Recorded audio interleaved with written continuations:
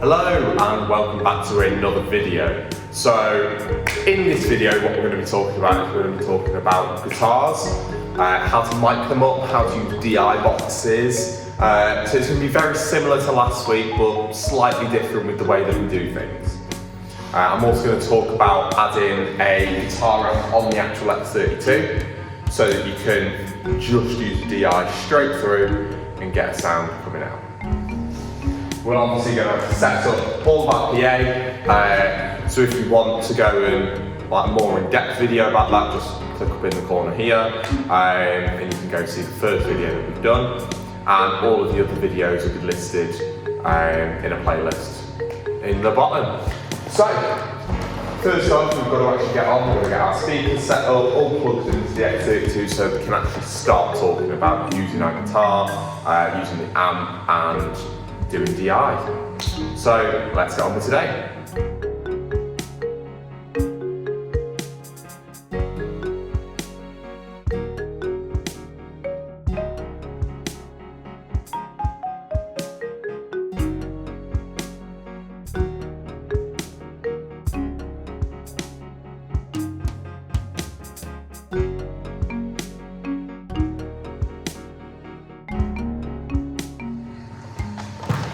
So, now we're set up. We've got all of our speakers up, monitor, both speakers, Snake, X32, everything's working and been tested.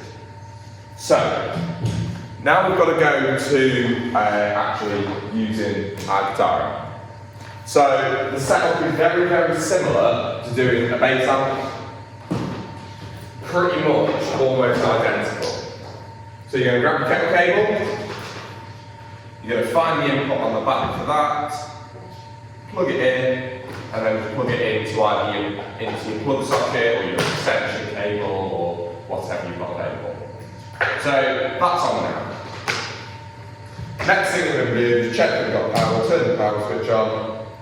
You'll have some lights that come along the top. I don't know if you're going to be able to see that, but there's some lights along the top there. Now, for our microphone this time, we're going to be using a Shure SM57. Now this microphone is a cardioid and it's pretty standard for using on snares, for using on guitar amps, pretty much any sort of like instrument you'd see this used for. You do see it used for vocals sometimes as well, just because it's really like versatile. You can use it for loads and loads of different things. I'll put up a little picture again of all of the specs. So it's obviously it's cardioid. It's got a frequency boost in the high mids, I believe. But again, I'll put it up on the graph, put it up on the screen so you can see that. So, once we've got our microphone, we're going to grab our stand and put the stand up.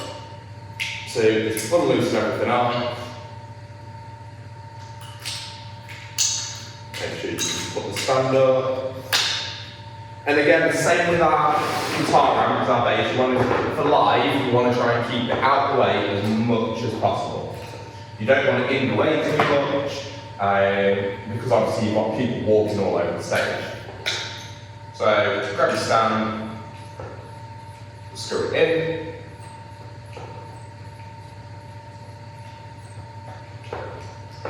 nice and tight, there we go. Then we can put our microphone on. We put that just into the clip, nice and tight, so it's not going anywhere. Then we can tighten our stand up. So again, on this one, we want to try and make sure that we're in the middle of the grill, middle of the speaker cone. So you've got, on this one, this is a Vox amp. Yep, Vox. And it's got a big speaker cone and it's like a metal grate on it, so you can see the speaker cone quite easily. If you've got one that you can't see as easily, then you can always just shine your torch in it on your phone and you'll be able to see it a lot easier.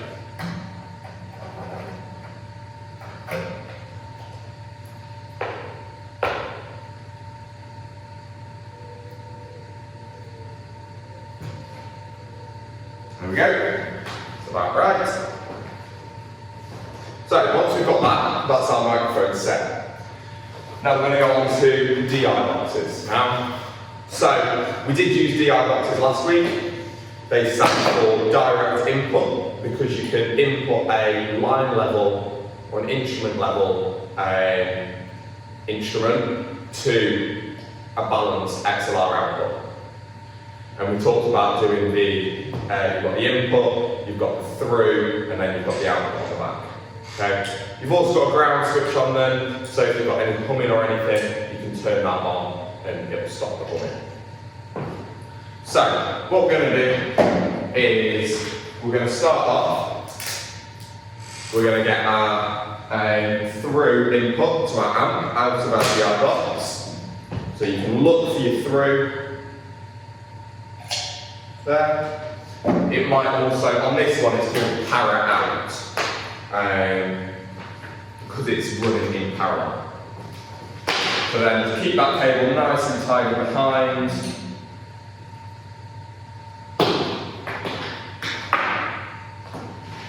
Because you want to try and keep your stage as nice and tidy as possible. There we go. That's how we know we've got sound. Turn it back off, it'll get rid of the hum for us. Then we're going to get our input. So this is going to be our cable that will go to our guitarist, and that could just sit down by the side there. So now we've got everything all plugged in, ready, we can get our XLR cables. So if we get our XLRs, got them here, we can have one going from our amp out of the amp into the microphone, then to our snake through to the exit 2, and then we can have one going from the DI box. So this one's going to come from our mic, plug it into the back, and then we're going to run it nice and tidy just along the side.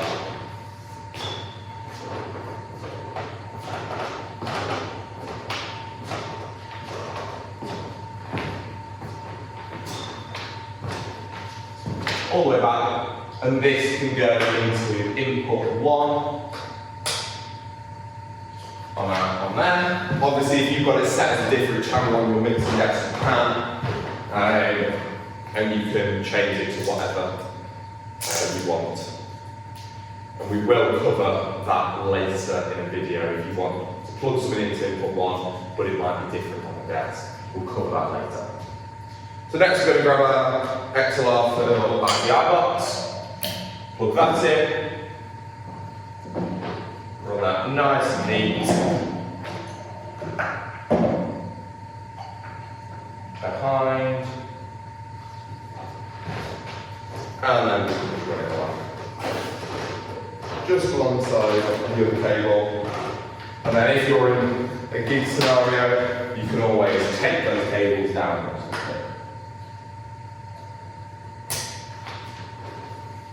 And then just try and keep those cables neat and tidy. And there we go. So we're all set up. We've got signal going into our amp, which will be our guitar, that will then come through into the DI box, out of the DI box round, and then it will go through the DI box into the amp and out our microphone. All coming out of our speakers and our monitor. So, that's that all done. We're now just going to go grab a guitarist, and then we'll be back and show you how to check everything's working, set up the amp simulator on the XLR, and then we'll get for some mixing. Hello, so now we've got our guitarist here, the wonderful Jude. He's going to give us some lovely guitar so that we can then go on to the XLR, do some mixing and see how things go. But before we do anything, we need to check everything's working. So we're going to head over to the XLR, do a quick line check, then we'll get on with the sound check. So just give me a couple chords and just play whatever you want. So here I am just checking the level, turning the gain knob up, seeing on the screen it's just coming up just hitting that orange, bringing that through the PA. Then just going over to the next channel, make sure you hit solo because that's when you can see it on the screen. Bring it up to the level, then bring it through PA.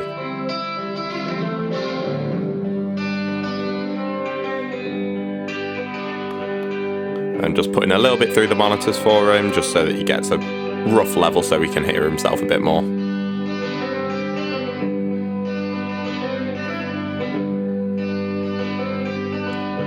And there we go, that's line check. Right, just play whatever you want then.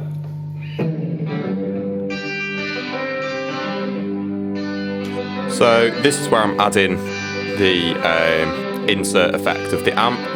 So I'm going over, check the channel, make sure it's on the right channel that you want, then make sure you click insert. If you don't click insert, then it's not going to come onto the channel. So all this is through the DI bot. Bringing that through, adjusting some of the settings. I've taken a little bit of the gain off because it sounds a bit too crunchy there.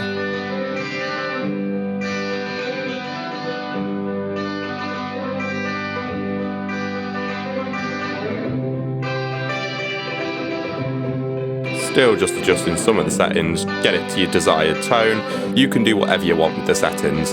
The only reason we're doing this is just in case the mic fails or something goes wrong, we've got that straight input into the desk with a little bit of an amp simulator on so we don't have to stop the show.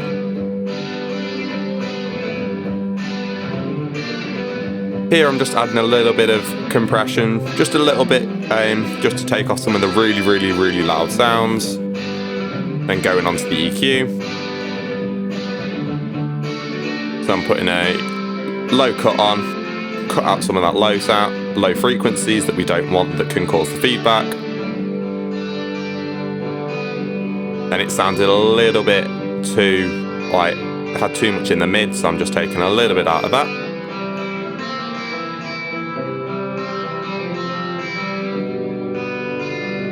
Then just taking a little bit more of that muddiness out. Boosting a little bit more of the presence in that top end.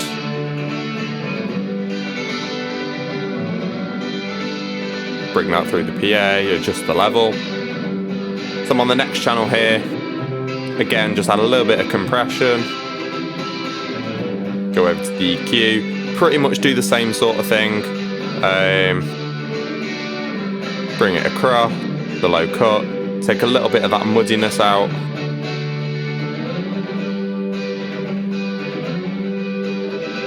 And then on this one, I think it sounds a little bit too harsh, so just taking a tiny bit of that presence down a bit.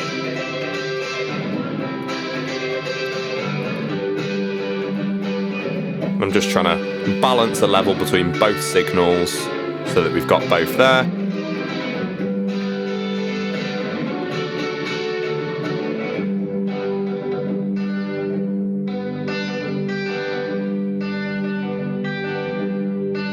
So here, I'm just adding a little bit of reverb onto the guitar. So bringing a little bit of that through. Pretty equal on both because you want them to sound roughly similar. So add a little bit, and then if you want a bit more, you can add a little bit more on them. So here, I thought it needed a little bit more. So I just add a little bit more into the bus send.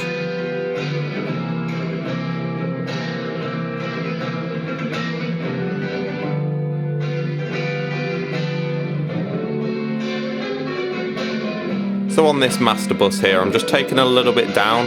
A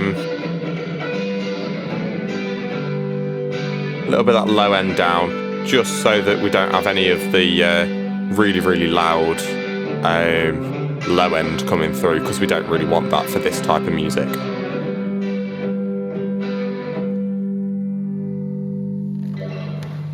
So, that's all for today. Everything's now packed down, we're back to a blank call. So we've covered how to set up a guitar amp, how to set it up with DI box. We've covered mixing on the X2 with using a guitar simulator. We've covered all the EQ compression type things that go on for guitar. And we've had our guitarist Jude here. He is in a band, so if you do want to go see him play, it is The Viz. They're based in Staffordshire, so if you want to go see him, go look at their Instagram and stuff. I'll link it down below. So that's all for today. Next week we're looking at piano and vocals. So I will see you then. Bye.